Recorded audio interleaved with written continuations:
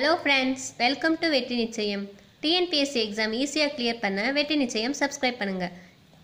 இப்போ நாம் பார்க்க போகிறது என்னென்னா இந்த வீடியோவில் 6th ஃபர்ஸ்ட் டேர்ம் சயின்ஸ் புக்கில் உள்ள ஃபர்ஸ்ட் லெசனில் இருக்க இம்பார்ட்டன்ட் பாயிண்ட்ஸ் தான் பார்க்க போகிறோம். தமிழ்நாட்டில் கிருஷ்ணகிரி மாவட்டத்தில் ஆண்டுக்கு 50,000 முதல் 75,000 டன் மாம்பழக்கூழ் வெளிநாடுகளுக்கு ஏற்றுமதி செய்யப்படுகிறது.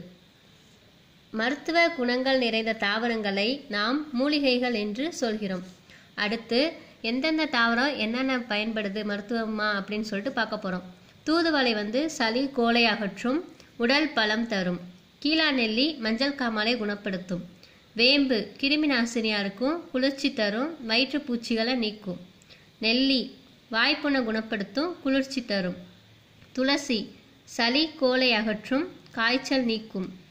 கற்பூரவள்ளி வியர்வை பெருக்கும், கோலை அகற்றும், காய்ச்சல் நீக்கும். வசம்பு வயிறு தொடர்பான நோய் தீர்க்கும். மஞ்சள் கிருமி நாசினியாகவும் பயன்படுது, அழகுபடுத்துறதுக்கும் பயன்படுது. பிரண்டை பசியை தூண்டும், செரிமானமின்மை நீக்கும். அடுத்து இஞ்சி செரிமான கோளாறு நீக்கும். மிளகு தொண்டை கரகரப்பை நீக்கும். சுக்கு புதினா வெந்தயம் சாதாரண சளி காய்ச்சல் வயிற்று வலியை குணப்படுத்தும். மஞ்சளும் கிராம்பும் பார்த்தீங்கன்னா நுண்ணுயிர் எதிர்பொருளாகவும் இருக்கும். அடுத்து கிருமி நாசினியாகவும் இருக்கும். அடுத்து இந்தியாவின் நறுமணப் பொருட்களின் தோட்டம் அப்படின்னு அழைக்கப்படுறது என்னன்னா கேரளா. சாக்குப்பை தயாரிக்க பயன்படும் நார் எது அப்படின்னு சொல்லி கேட்டாங்கன்னா சணல், ஜூட், அதுல தான் சாக்குப்பை தயாரிக்கிறாங்க. அடுத்து சணல் நாருக்காக இல்லாமையும் உயிரி நெகிழி அதாவது பயோ பிளாஸ்டிக் செய்யவும் பயன்படுது. இந்த தாவரத்தில் 85% செல்லோஸ் இருக்குது. இது மண்ணில் மக்கிற தன்மையுடையது. அடுத்து நாரை இந்த மாதிரி வகைப்படுத்தியிருக்காங்க. இலை நாருக்குரிய எடுத்துக்காட்டு கற்றாழை, அன்னாசி.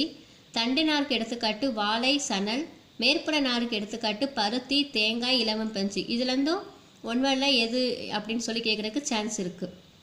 அடுத்து தாவரத்தண்டின் கருமை நிற மையப்பகுதியை வன்கட்டைன்னு சொல்கிறோம்.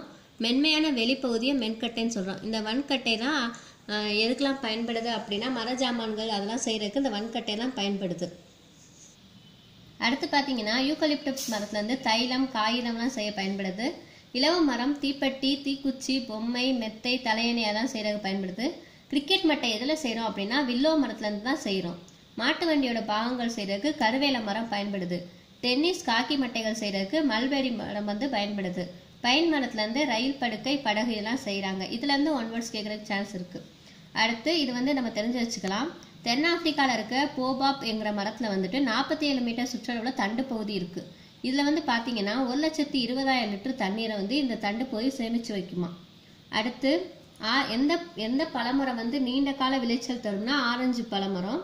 எவ்வளோ ஆண்டு இருக்கும்னா 400 ஆண்டுகள் வரைக்கும் அது விளைச்சலை கொடுக்கும். அடுத்து மிகப்பெரிய பூ பூக்கும் தாவரம் எதுனா ராப்டேசியா.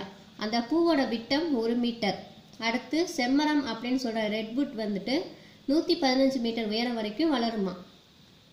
அடுத்து ஒரு தர்பூசணி பழம் இருந்துச்சுன்னா அதில் 6 லட்சம் செடி வரைக்கும் பயிர் செய்யலாமா அந்த ஒரு தர்பூசணி பழத்தை வச்சேவும்.